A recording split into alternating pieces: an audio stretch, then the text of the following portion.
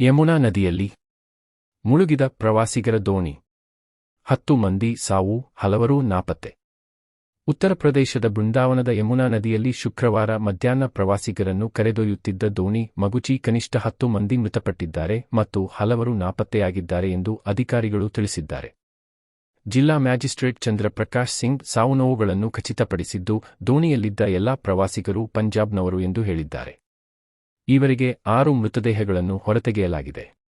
16 ರಿಂದ 18 ಜನರನ್ನು ರಕ್ಷಿಸಲಾಗಿದೆ. ನಾಪತ್ತೆಯಾದವರ ಪತ್ತೆಗೆ ಶೋಧ ಮುಂದುವರಿದಿದೆ ಎಂದು ಅವರು ತಿಳಿಸಿದ್ದಾರೆ.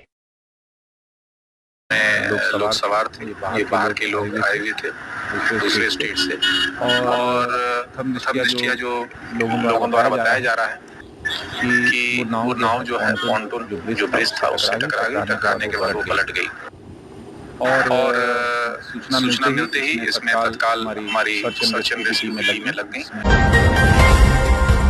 ಲೆಬನಾನ್ನ ನಾಗರಿಕರ ಸಾಮೂಹಿಕ ಸಾವು, ಭಾರತ ಕಳವಳ. ಲೆಬನಾನ್ ರಾಜಧಾನಿ ಬೈರುತ್ ಮೇಲೆ ಬುಧವಾರ ನಡೆದ ಇಸ್ರೇಲ್ ಬಾಂಬ್ ದಾಳಿಯಲ್ಲಿ ನಾಗರಿಕರ ಸಾವುನೋವು ಸಂಭವಿಸಿದ ಬಗ್ಗೆ ಭಾರತ ಶುಕ್ರವಾರ ತೀವ್ರ ಕಳವಳ ವ್ಯಕ್ತಪಡಿಸಿದೆ.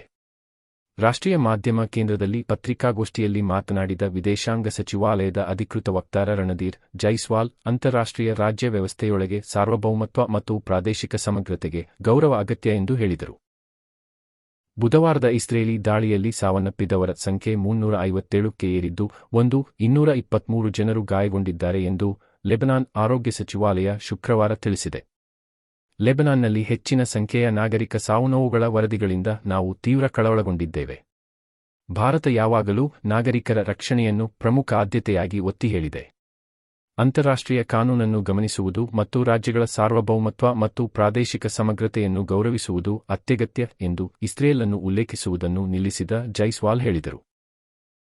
ಬೈರುತ್ನಲ್ಲಿರುವ ಭಾರತೀಯ ರಾಯಭಾರ ಕಚೇರಿ ಭಾರತೀಯ ಸಮುದಾಯದೊಂದಿಗೆ ನಿಕಟ ಸಂಪರ್ಕದಲ್ಲಿದೆ ಎಂದು ಅವರು ಹೇಳಿದರು. That have been reported in Lebanon as a true contributing country to the UNIFIL that is invested in Lebanon's peace and security. The direction of events is very disturbing. India has always emphasized the protection of civilians as the foremost priority, observing international law. ನಿವಾಸದಲ್ಲಿ ನಗದು ಪತ್ತೆ ಪ್ರಕರಣ. ನ್ಯಾಯಮೂರ್ತಿ ಯಶವಂತ್ ವರ್ಮಾ ರಾಜೀನಾಮೆ. Allahabad high court ನ್ಯಾಯಮೂರ್ತಿ ಯಶವಂತ್ ವರ್ಮಾ ಅವರು ರಾಷ್ಟ್ರಪತಿಗೆ ತಮ್ಮ ರಾಜೀನಾಮೆಯನ್ನು ಸಲ್ಲಿಸಿದ್ದಾರೆ. ದೆಹಲಿ ಹೈಕೋರ್ಟ್ನ ನ್ಯಾಯಾಧೀಶರಾಗಿ ಸೇವೆ ಸಲ್ಲಿಸುತ್ತಿದ್ದಾಗ ವರ್ಮಾ ಅವರ ಅಧಿಕೃತ ನಿವಾಸದಲ್ಲಿ ಅಪಾರ ಪ್ರಮಾಣದ ನಗದು ಪತ್ತೆಯಾದ ಆರೋಪ ಕೇಳಿ ಬಂದಿತ್ತು. ಆ ಬಳಿಕ ಅವರನ್ನು ಕಳೆದ ವರ್ಷದ ಏಪ್ರಿಲ್ನಲ್ಲಿ ದೆಹಲಿ ಹೈಕೋರ್ಟ್ನಿಂದ ಅಲಹಾಬಾದ್ಗೆ ವರ್ಗಾಯಿಸಲಾಗಿತ್ತು. ಈ ಪ್ರಕರಣಕ್ಕೆ ಸಂಬಂಧಿಸಿದಂತೆ ಮಹಾಭಿಯೋಗ ಪ್ರಕ್ರಿಯೆ ಎದುರಿಸುತ್ತಿರುವ ನ್ಯಾಯಮೂರ್ತಿ ವರ್ಮಾ ಅವರು ರಾಷ್ಟ್ರಪತಿ ದ್ರೌಪದಿ ಮುರ್ಮು ಅವರಿಗೆ ರಾಜೀನಾಮೆಯನ್ನು ಸಲ್ಲಿಸಿದ್ದಾರೆ.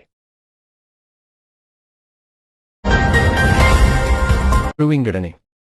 ರಾಜಕೀಯ ಲಾಭಕ್ಕೆ ಹುನ್ನಾರ ಖರ್ಗೆ. ಲೋಕಸಭೆ ಹಾಗೂ ವಿಧಾನಸಭೆಗಳ ಸ್ಥಾನ ಹೆಚ್ಚಿಸುವ ಕೇಂದ್ರ ಬಿಜೆಪಿ ಸರ್ಕಾರದ ಪ್ರಸ್ತಾವಿತ ಕ್ಷೇತ್ರ ಮರು ವಿಂಗಡಣೆಯು ಭಾರತದ ಚುನಾವಣಾ ವ್ಯವಸ್ಥೆ ಮೇಲೆ ಗಂಭೀರ ಪರಿಣಾಮ ಬೀರಲಿದೆ ಎಂದು ಎಐಸಿಸಿ ಅಧ್ಯಕ್ಷ ಮಲ್ಲಿಕಾರ್ಜುನ ಖರ್ಗೆ ಕಳವಳ ವ್ಯಕ್ತಪಡಿಸಿದರು. ಮಹಿಳಾ ಮೀಸಲಾತಿ ಮಸೂದೆ ಹಾಗೂ ಕ್ಷೇತ್ರ ಮರುವಿಂಗಡಣೆ ಮಸೂದೆಗಳ ಅಂಗೀಕಾರಕ್ಕಾಗಿ ನಡೆಯುವ ಸಂಸತ್ನ ಬಜೆಟ್ ಅಧಿವೇಶನದ ಕುರಿತು ಕಾರ್ಯತಂತ್ರ ರೂಪಿಸಲು ಶುಕ್ರವಾರ ನಡೆದ ಕಾಂಗ್ರೆಸ್ ಕಾರ್ಯಕಾರಿ ಸಮಿತಿ ಸಭೆಯಲ್ಲಿ ಅವರು ಮಾತನಾಡಿದರು. ಪಶ್ಚಿಮ ಬಂಗಾಳ ಹಾಗೂ ತಮಿಳುನಾಡು ವಿಧಾನಸಭಾ ಚುನಾವಣೆಗಳಲ್ಲಿ ರಾಜಕೀಯ ಲಾಭ ಪಡೆಯುವ ಉದ್ದೇಶದಿಂದ ಮಹಿಳಾ ಮೀಸಲು ಮಸೂದೆಗೆ ಅವಸರದಿಂದ ಅಂಗೀಕಾರ ಪಡೆಯಲು ಹೊರಟಿದೆ. ದೀರ್ಘ ಮೌನದ ನಂತರ ಮಹಿಳಾ ಮೀಸಲಾತಿ ವಿಷಯದಲ್ಲಿ ನರೇಂದ್ರ ಮೋದಿ ನೇತೃತ್ವದ ಸರ್ಕಾರ ಇದ್ದಕ್ಕಿದ್ದಂತೆ ಸಕ್ರಿಯವಾಗಿದೆ ಎಂದು ಅವರು ಹೇಳಿದರು. ವಿಧಾನಸಭಾ ಚುನಾವಣೆಗಳ ಮಧ್ಯದಲ್ಲಿ ಮಸೂದೆಗಳನ್ನು ಅಂಗೀಕರಿಸುವ ಸರ್ಕಾರದ ಉದ್ದೇಶವು ಮಾದರಿ ನೀತಿ ಸಂಹಿತೆಯ ಉಲ್ಲಂಘನೆಯಾಗಿದೆ.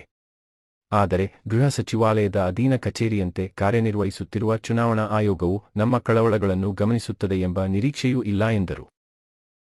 ಮಸೂದೆಗಳ ಬಗ್ಗೆ ಪ್ರಧಾನಿ ನರೇಂದ್ರ ಮೋದಿ ಅವರ ಲೇಖನದಿಂದ ಕೆಲವು ವಿವರಗಳನ್ನು ತಿಳಿದುಕೊಂಡಿದ್ದೇವೆ.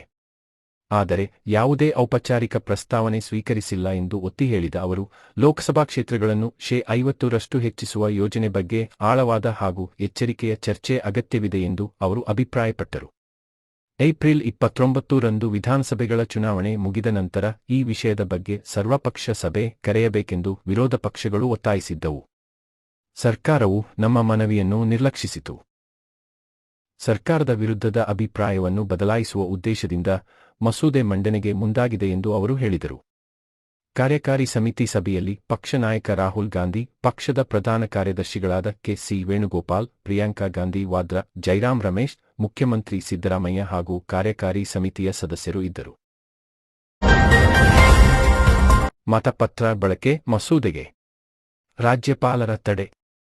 ಬಜೆಟ್ ಅಧಿವೇಶನದಲ್ಲಿ ಮಂಡನೆಯಾಗಿದ್ದ 11 ಮಸೂದೆಗಳ ಪೈಕಿ ಚುನಾವಣೆಗಳಲ್ಲಿ ವಿದ್ಯುನ್ಮಾನ ಮತಯಂತ್ರದ ಬದಲು ಮತಪತ್ರ ಬಳಕೆಗೆ ಅವಕಾಶ ಕಲ್ಪಿಸುವ ಮಸೂದೆಯನ್ನು ಬಿಟ್ಟು ಉಳಿದವುಗಳಿಗೆ ರಾಜ್ಯಪಾಲರು ಅಂಕಿತ ಹಾಕಿದ್ದಾರೆ. ಚುನಾವಣೆಗಳಲ್ಲಿ ಮತಪತ್ರ, ಬ್ಯಾಲೆಟ್ ಪೇಪರ್ ಬಳಸುವುದಕ್ಕೆ ಸಂಬಂಧಿಸಿದ ಗ್ರಾಮ ಸ್ವರಾಜ್ ಮತ್ತು ಪಂಚಾಯತ್ ರಾಜ್ ತಿದ್ದುಪಡಿ ಮಸೂದೆ 2026 ರಾಜ್ಯಪಾಲರ ಪರಿಶೀಲನೆ ಹಂತದಲ್ಲಿದೆ ಎಂದು ಲೋಕಭವನದ ಮೂಲಗಳು ತಿಳಿಸಿವೆ. ಒಪ್ಪಿಗೆ ಪಡೆದ ಮಸೂದೆಗಳು ಕರ್ನಾಟಕ ಪೊಲೀಸ್ ಮಸೂದೆ, ಕರ್ನಾಟಕ ಮುನ್ಸಿಪಾಲಿಟಿಗಳ ಮತ್ತು ಕೆಲವು ಇತರ ಕಾನೂನು ತಿದ್ದುಪಡಿ ಮಸೂದೆ, ಕರ್ನಾಟಕ ವಿವಾಹದಲ್ಲಿ ಆಯ್ಕೆಯ ಸ್ವಾತಂತ್ರ್ಯ ಹಾಗೂ ಮರ್ಯಾದೆ ಮತ್ತು ಸಂಪ್ರದಾಯದ ಹೆಸರಿನಲ್ಲಿ ಪ್ರತಿಬಂಧಕ ಮತ್ತು ನಿಷೇಧ ಇವ ನಮ್ಮವ ಮಸೂದೆ, ಕರ್ನಾಟಕ ವೃತ್ತಿಗಳ, ಕಸುಬುಗಳ, ಆಜೀವಿಕೆಗಳ ಮತ್ತು ಉದ್ಯೋಗಗಳ ಮೇಲಿನ ತೆರಿಗೆ ಮಸೂದೆ, ಕರ್ನಾಟಕ ಸರ್ಕಾರಿ ಶೈಕ್ಷಣಿಕ ಸಂಸ್ಥೆಯ ಭೂಮಿ ರಕ್ಷಣೆ ಮತ್ತು ಸಕ್ರಮಾತಿ ಮಸೂದೆ, ಕರ್ನಾಟಕ ರಾಜ್ಯ ಸಿವಿಲ್ ಸೇವೆಗಳು ಶಿಕ್ಷಕರ ವರ್ಗಾವಣೆ ನಿಯಂತ್ರಣ ತಿದ್ದುಪಡಿ ಮಸೂದೆ, ಕರ್ನಾಟಕ ಧನ ವಿನಿಯೋಗ ಮಸೂದೆ, ಕರ್ನಾಟಕ ಮೋಟಾರು ವಾಹನಗಳ ತೆರಿಗೆ ನಿರ್ಧರಣೆ ತಿದ್ದುಪಡಿ ಮಸೂದೆ.